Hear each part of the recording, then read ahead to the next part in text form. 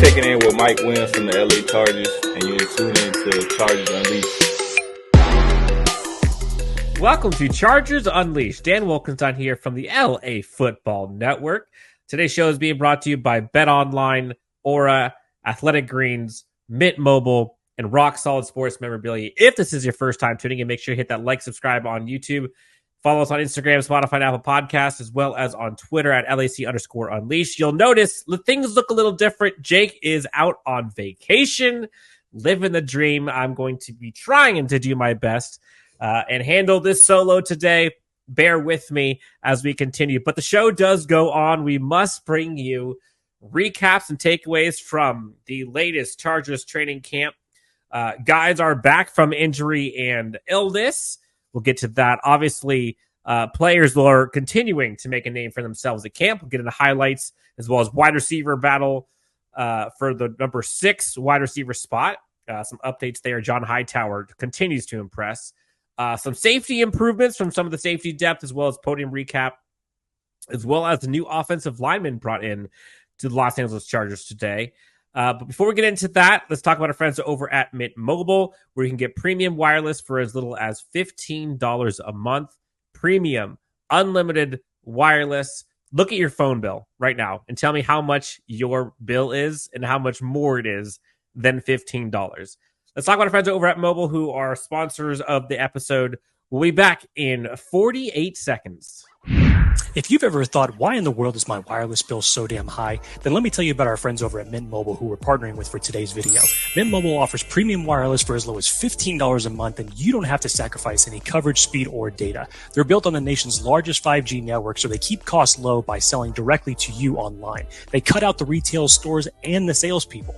All Mint Mobile plans include unlimited nationwide talk and text, plus lightning-fast 5G and free mobile hotspot. So why should you have to pay for more than you have to access the same network? It only takes 15 minutes to switch, and you'll be paying as low as $15 a month for your phone plan. It really is that simple. So use the link in the description below. Try mintmobile.com/Chargers Unleashed to get started. Click the link in the description below or scan the QR code.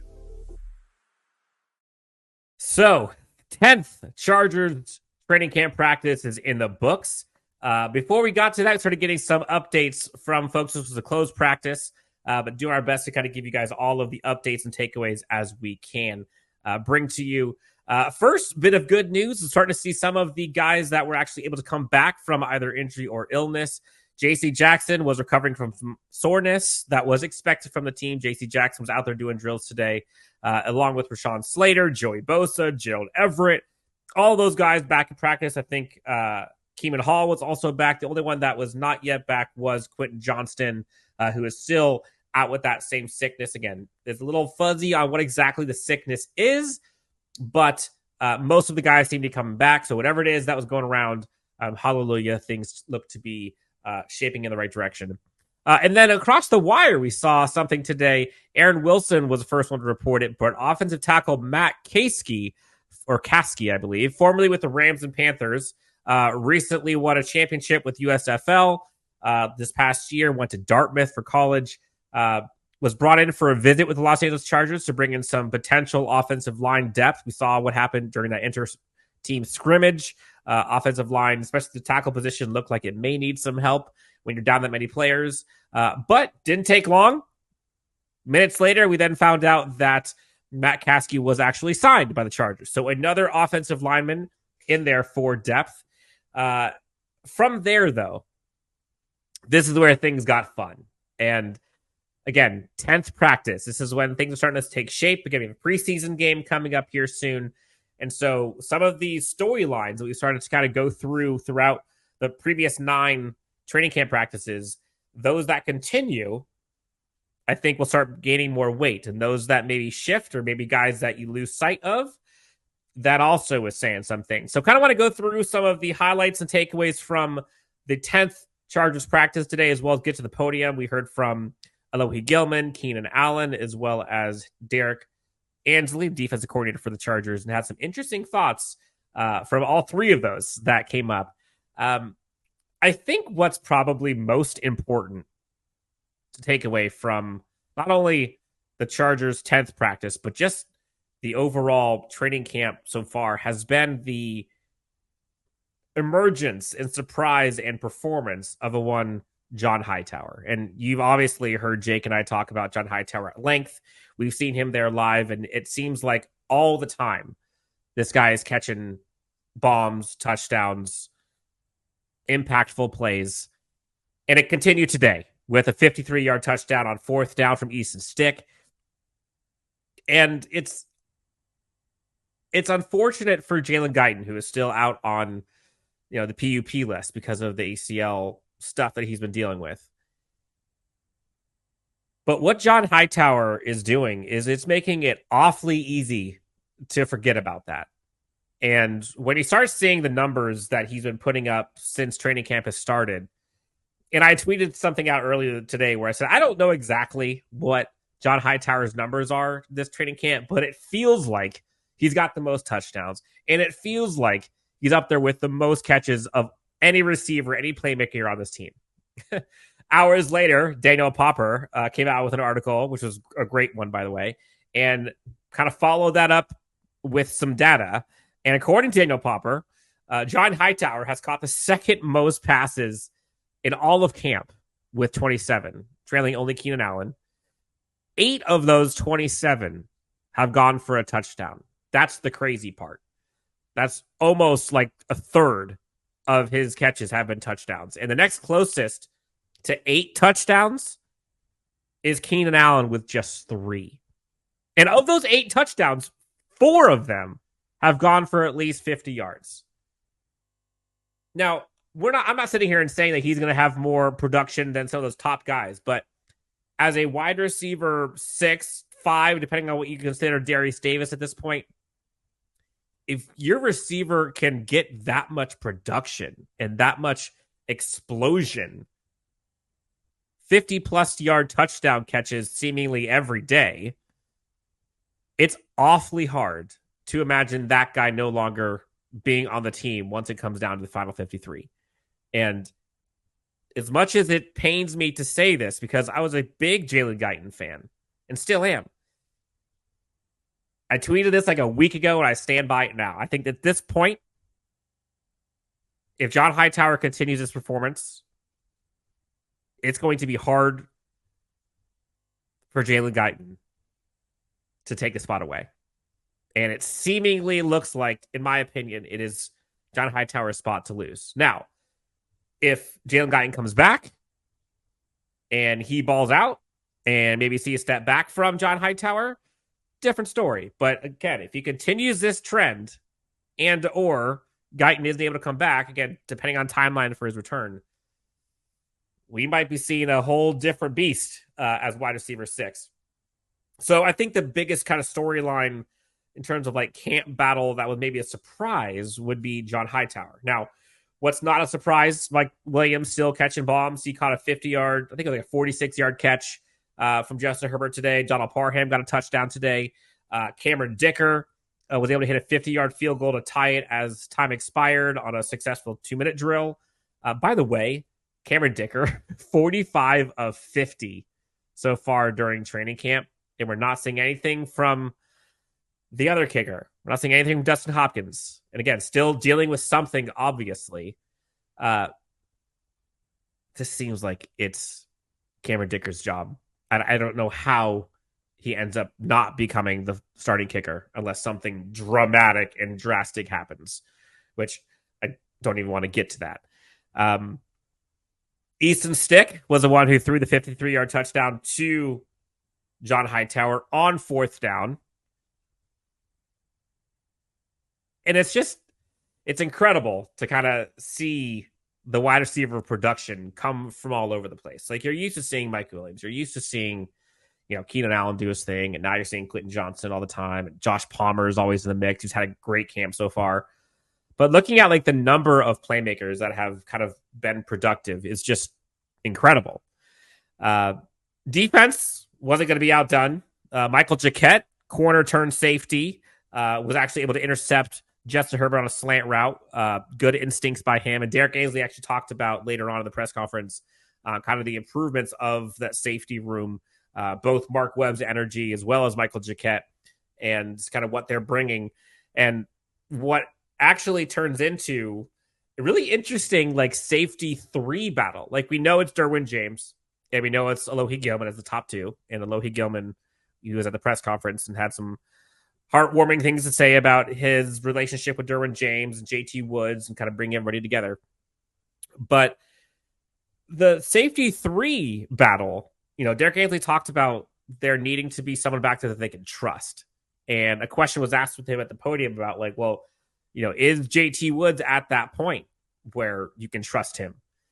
And he said him along with a few others are also kind of vying for that spot. And so, preseason game number 1 coming up soon.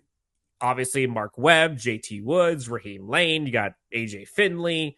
All those guys are kind of duking it out for. And right now it seems like the front runner is probably Raheem Lane. And then after that, I'd probably say it's between JT Woods and Mark Webb. But the safety position, again, Michael Jacquet is now in that battle as well. So Michael Jacquet, Mark Webb, JT Woods, Raheem Lane, AJ Finley, all these guys are looking for a spot on this roster. Now, can they get it? Who knows?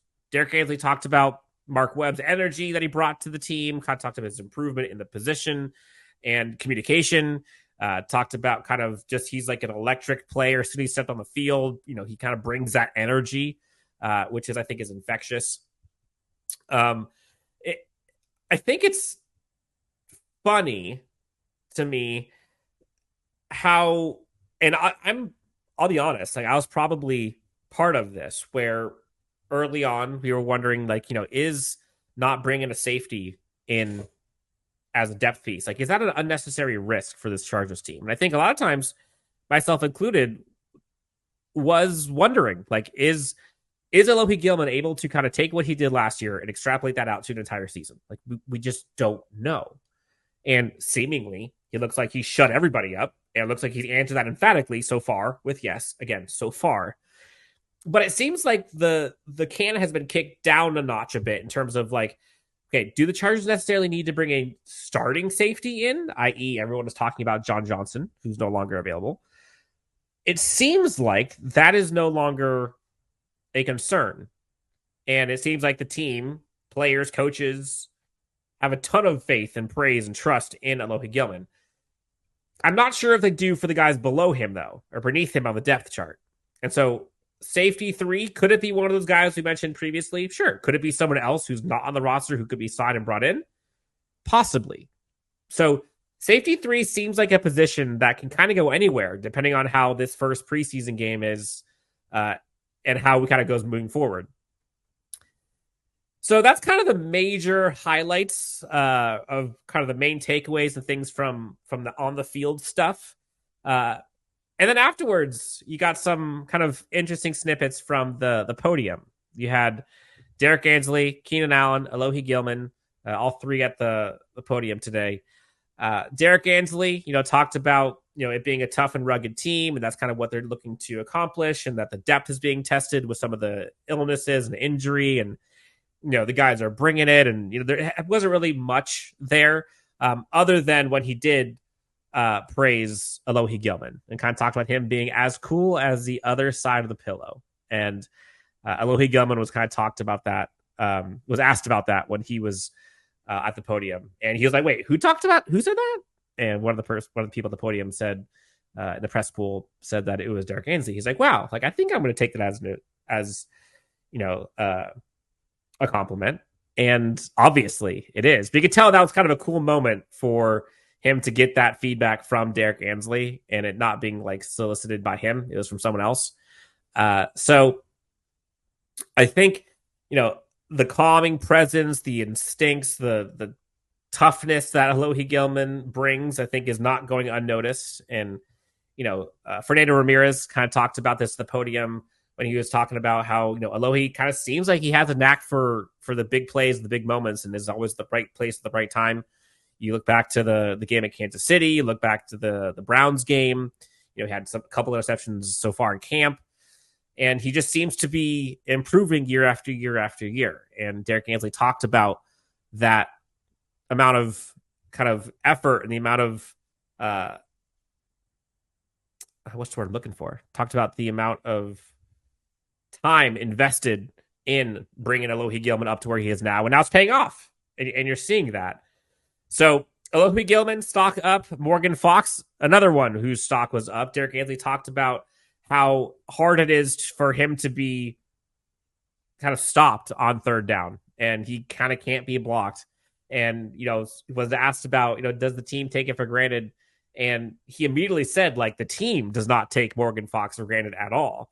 And while he also mentioned the third down toughness on blocking and being blocked, kind of talked about him also being able to kind of bring the thump on first and second down, both from a 3-tech and a 2-eye, and, praised Morgan Fox on the camp he's had.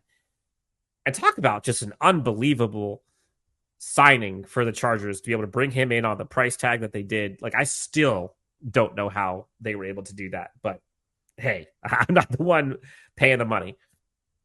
Keenan Allen was out there at the podium as well. And I think this is probably the last of the insightful components that I had for today. Keenan Allen was asked about a few things, one of which was the performance of John Hightower. And Keenan Allen kind of seemed unfazed, talked about like him not really being surprised at all.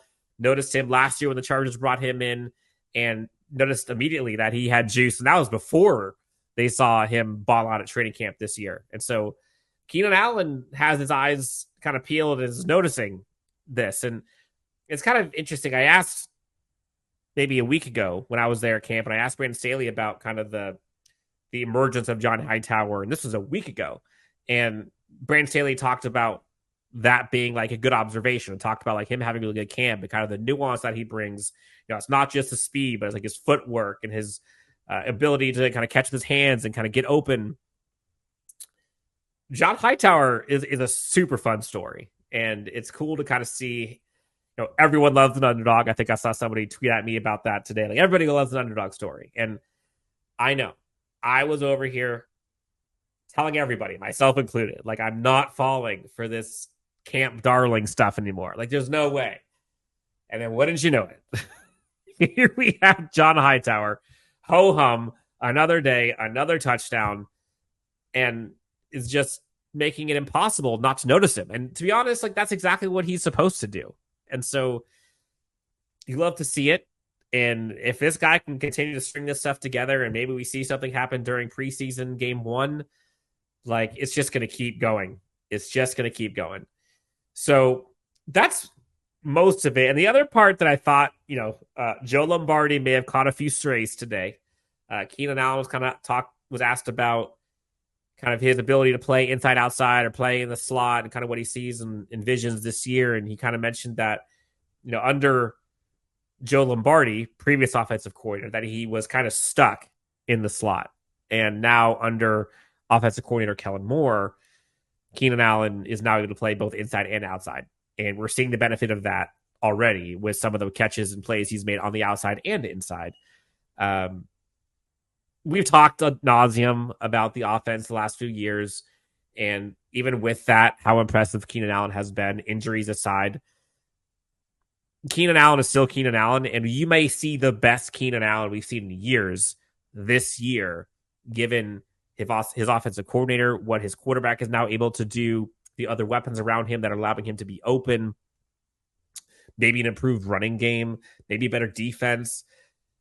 I've said this for weeks since I've seen training camp this year. This is the best I've seen Keenan Allen look at training camp since I have been covering the team. Hands down.